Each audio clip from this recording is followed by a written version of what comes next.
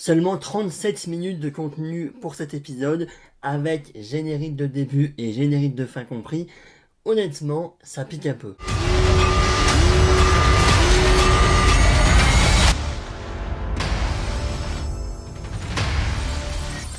Parlons aujourd'hui de Secret Invasion, l'épisode 4. Ça y est, on arrive à un peu plus de la moitié de la fin de la saison. Déjà, j'ai envie de dire, saison 2 ou pas, on en parlera un petit peu plus tard dans les prochaines semaines. Mais effectivement, plus que 2 épisodes à cette fameuse série Marvel, le renouveau de Marvel dans cette année 2023, du moins au niveau des séries. Je rappelle vite fait, pour la remise en contexte, qu'on a également la saison 2 de Loki qui arrive le 6 octobre semaine par semaine, et la série Echo qui arrive le 29 novembre, mais cette fois-ci tous les épisodes d'un coup. Après cette mise en contexte, revenons quand même réellement dans cet épisode 4, et il faut être honnête, je suis un petit peu plus dubitatif. Au niveau de cet épisode, il y a du très bon, et évidemment quand j'ai terminé l'épisode, j'étais en euphorie encore une fois parce que j'avais adoré l'épisode et parce que cette série est très très très très bonne. Malheureusement, au fur et à mesure que j'y pense et au fur et à mesure, j'ai des choses assez négatives à dire finalement, et c'est un petit peu triste parce que non pas qu'on a le syndrome Disney Plus qui revient, voilà, encore une fois, moi, le fameux syndrome Disney Plus, c'est beaucoup trop d'intrigues différentes, et également le fait que du coup, on a un gros rush à la fin de la série. Voilà, ça a été le cas notamment pour Miss Marvel dans les dernières séries, même pour Moon Knight un petit peu. Mais voilà, là honnêtement, non, un épisode 4 qui n'est absolument pas filler par rapport d'habitude aux séries Disney Plus, où l'épisode 4 et 5 sont un peu plus filler, avec notamment un épisode 5 plus flashback, ou l'épisode 4, un des deux. Bref, là non, honnêtement, on est dans la continuité des 3 précédents, et c'est toujours aussi cool. Voilà, au niveau de l'intrigue, c'est cool. Mais justement, moi, ce qui va me poser problème, c'est quand même justement ce scénario, cette intrigue. J'ai l'impression que c'est assez répétitif et qu'on commence un petit peu à tourner en rond. Voilà, j'ai l'impression que il reste 2 épisodes, et même s'il n'y a pas plein d'intrigues secondaires et ça fait plaisir, on est vraiment sur Gravik, Super Skrulls vs Nick Fury. Voilà, on est dans la même intrigue et ça fait plaisir. Malheureusement, il va falloir au bout d'un moment sortir un petit peu les rames. Voilà, il va falloir un petit peu ramer parce que c'est un petit peu répétitif. Mais 3 épisodes sur 4 qui se finissent de la même manière. Oui, bon, on a oui des révélations, mais des théories qui sont officiellement bonnes, pour le coup, voilà, qui ont été révélées. À part les théories qui sont bonnes et donc des fins d'épisode qui ressemblent au précédent, et ben on n'avance pas grandement non plus dans l'intrigue malheureusement avec cet épisode 4. Pour autant, le point fort de cet épisode, c'est quand même pour moi les scènes d'action, puisque là, on en a beaucoup plus, je trouve, que dans les 3 premiers épisodes.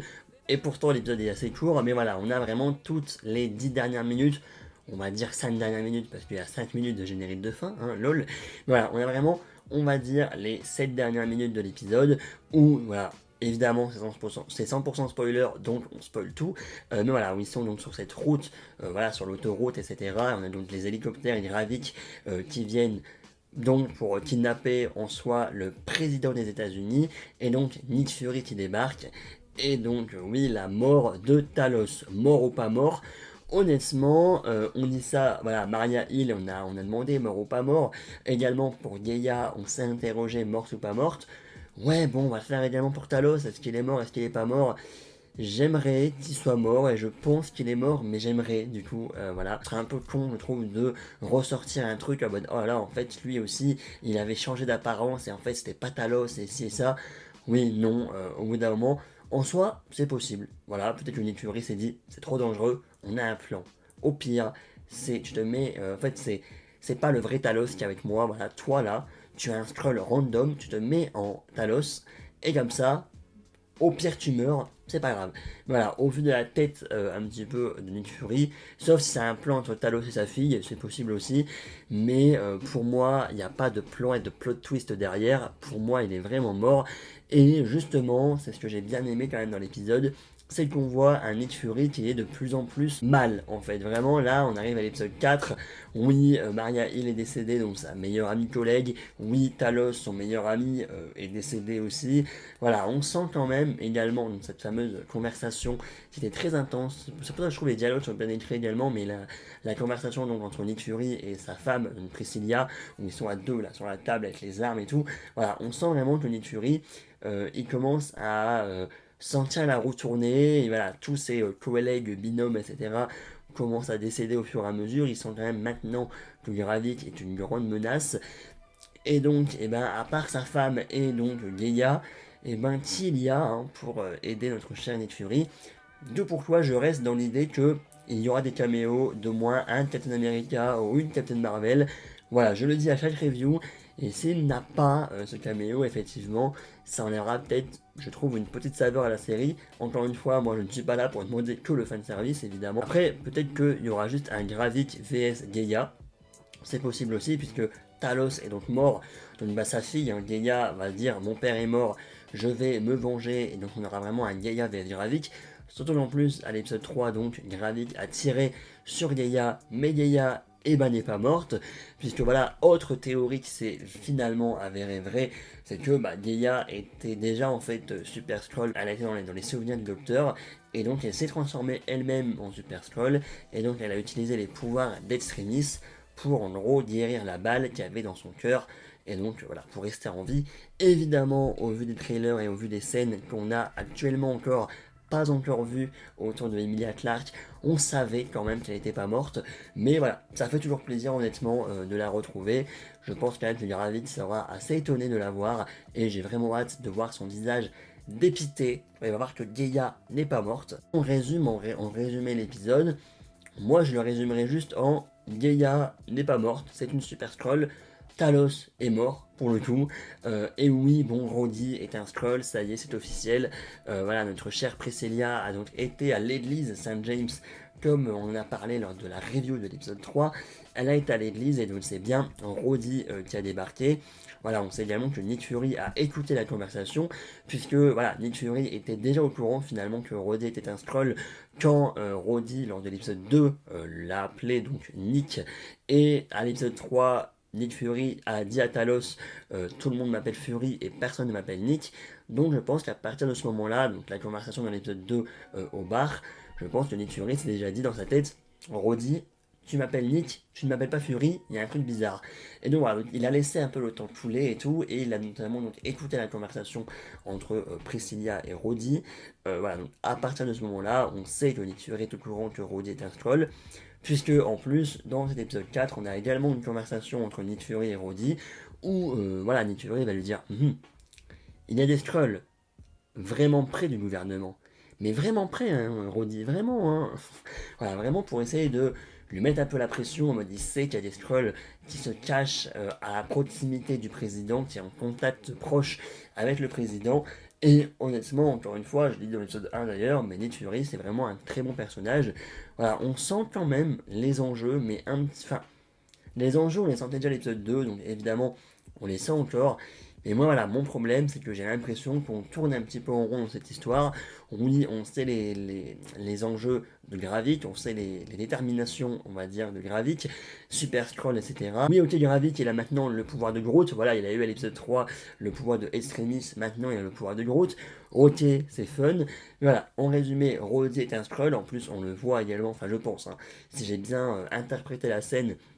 Mais en fait, on a donc la vraie Skrull qui a pris l'apparence de Rhodey, qui regarde le miroir, et en fait, elle regarde sa peau pour, on va dire que les Skrulls vivent sur Terre, mais qui gardent leur apparence de Skrull, voilà, qu'il n'y a pas cette peur, entre guillemets, et cette dualité entre des humains et des Skrulls, que tout le monde peut vivre en harmonie, entre guillemets, et donc le Skrull qui a pris l'apparence de Rhodey, pour moi c'est ça, hein, donc du coup se transforme, on voit Rhodey dans le miroir, voilà, c'est pas une transition, et c'est pas deux scènes différentes, comme j'ai pu lire, pour moi du moins c'est vraiment la même scène, on a juste le Skrull qui fait ça et c'est Rhodey qui apparaît. Enfin voilà, 32 minutes d'épisode, ok certes, peut-être que vous pouvez vous dire, et je peux comprendre, que même si on a un épisode court, le principal c'est que tout soit dense, certes oui, mais quand on passe à un épisode 1 de 57 minutes et là un épisode 4 qui dure 30 minutes, effectivement au niveau de la proportionnalité, on n'est pas trop ça, et donc j'ai peur que si on a un épisode 5 de également 30 minutes, qu'on se retrouve malheureusement là, oui, avec la moitié du syndrome Disney+. Certes, on n'a pas plein d'intrigues secondaires et ça fait plaisir. Malheureusement, la deuxième partie du syndrome Disney+, sera là. C'est un épisode 6, un peu trop rush pour moi. Même si oui, on sait que le film Armor Wars sera la suite directe de Secret Invasion. Donc on se doute bien que toutes les questions et toutes les interrogations ne seront pas données directement dans Secret Invasion. D'ailleurs, le showrunner a d'ailleurs même dit qu'il serait pour une saison 2, voilà, pour Secret Invasion. Là, pour l'instant, j'en verrai pas l'intérêt. Voilà, il y a Armor Wars, etc. Peut-être même que moi, dans ma théorie, c'est que Gravik meurt à la fin de la série, donc que Gaia soit donc la chef des Skrulls, et voilà, pour moi, l'arc des Skrulls serait même limite terminé finalement, voilà, puisque on n'a plus de dualité, etc. Voilà, tout est bien qui finit bien. Voilà, en tout cas, en général, on a toujours cette ambiance espionnage thriller, et ça fait vraiment plaisir. Mais malheureusement, certes, on a quelques révélations, mais qui finalement sont assez prévisibles maintenant avec nos théories qu'on avait fait. Et oui, une scène d'action très cool. D'ailleurs, franchement, la mort de Talos, on pouvait s'en douter, quand même, je pense. Voilà, c'était peut-être assez évident si vraiment il est mort. Hein. Voilà, au début, il y avait seulement un tir dans le bras. D'ailleurs, du coup, c'est son bras droit, donc le bras droit d'Iravik, qui du coup le tire dans le bras, justement. Et je me suis dit, Gravik lui demande de le tuer et lui il tire seulement son bras. Est-ce qu'il veut pas un petit peu le protéger, machin? Est-ce que finalement il serait pas un gentil Enfin, est-ce que le bras droit de Gravik serait pas finalement gentil et qui fait un peu double jeu? Voilà. Pourquoi ne pas lui tirer directement dans la tête? C'est une autre question. Mais donc finalement, à la fin, je me suis dit, eh, c'est bien, tant mieux, le militaire il prend Talos et il va le mettre dans la voiture de Nick Fury.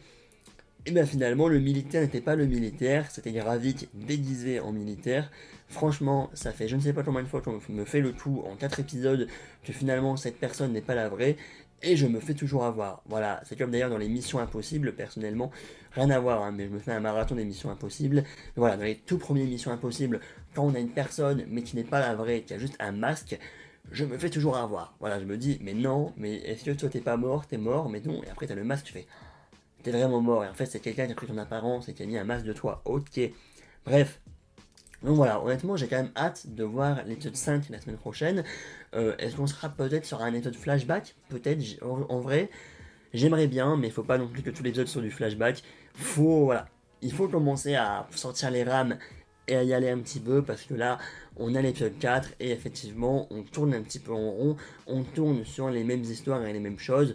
Voilà, moi je veux cette fameuse vraie confrontation entre Gravik et Nick Fury, qui devrait peut-être arriver la semaine prochaine, en tout cas je l'espère, mais voilà, peut-être un flashback également qui explique comment les Skrulls sont arrivés ici, machin. Why not en soi? Après voilà, il y a quand même un flashback par épisode. Cette semaine, c'était donc un flashback à Paris en 2012, donc lors du premier film Avengers, où on apprend qu'en fait les Avengers ont gagné, etc. J'ai pas compris non plus tout l'intérêt du flashback, il faut être honnête. Mais voilà, on a quand même senti cette dualité également entre Nick Fury et sa femme, donc Priscilla. Autre question, deux autres questions même. Rhodey, depuis quand est-il un Skrull? Depuis Endgame, depuis le tout début de ses apparitions, donc depuis Iron Man 2 si je ne m'abuse, ou Iron Man premier du nom peut-être. Voilà, depuis un des films Iron Man. Depuis quand Rhodey était un Skrull? Est-ce que ça se trouve, hein, dans sa dernière apparition avant Secret Invasion, donc Falcon and the Winter Soldier, est-ce que c'était un Skrull ou pas? Ça se trouve, c'était pas du tout un Skrull dans Falcon and the Winter Soldier, et finalement Rhodey va seulement être un Skrull dans la série Secret Invasion. Certes, ok, un personnage Marvel est un Skrull, mais si tu me dis qu'il est seulement Skrull depuis Secret Invasion, ça enlève peut-être un impact, alors que si tu me dis il est Skrull depuis la fin d'Endgame, donc tu l'as vu dans Falcon and the Winter Soldier, tu pensais voir War Machine, eh ben non, c'était un Skrull. Voilà, on verra un petit peu, et également la question que je me pose, c'est Ross. Bah oui, on l'a vu 5 minutes au début de l'épisode 1, c'était un Skrull. Mais donc là c'est pareil, est-ce que Ross était un Skrull au niveau de Black Panther Wakanda Forever, où est-il maintenant? Voilà, je pense quand même que dans le prochain épisode, ou peut-être le dernier, je ne sais pas, on a donc Gaia qui va aller dans cette fameuse salle avec tous les lits, et je présume qu'on verra peut-être, oui, le vrai corps de Rhodey, peut-être même le vrai corps de Ross. Voilà, peut-être qu'à la fin de la série, voilà, on sait que Rhodey sera le personnage principal du film Armor Wars, donc peut-être vraiment qu'à la fin de la série, on a juste le vrai Rhodey qui va revenir parmi nous, voilà. Et donc il va apprendre que Astral s'était passé pour lui, près du président et du gouvernement. Voilà. Bref, merci à tous donc. Écoutez, je pensais pas parler autant pour un épisode aussi court et avec pas non plus énormément d'enjeux, mais Voilà, ça prouve à quel point j'ai quand même aimé l'épisode et pas comme le fameux épisode 4 ou 5 de Miss Marvel qui durait un petit peu la même durée et que vraiment là j'ai trouvé vraiment inutile. Bref, merci à tous, salut, salut, à la prochaine, peace.